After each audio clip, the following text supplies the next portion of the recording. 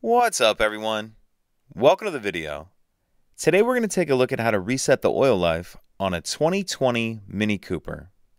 Like I said, it's a 2020 Mini Cooper in this video, but it will be the same on a few different years. So as well as reset the oil life, this will also clear the engine oil service required message. I'm going to do this with the vehicle in the on position. I believe it'll work if it's running as well. But to put it in the on position without pressing the brake, we'll press the stop-start switch one time. And now we're going to do all this with this odometer stem button right here. Now, if you do have the message up that says engine oil service required, that'll be showing right now. And you'll need to press this button one time to clear that. After that message is clear, we're going to press and hold this button down and continue to hold it down until we get this message.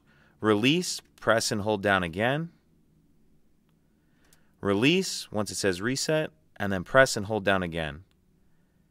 And continue to hold that down as we see the little reset in progress there.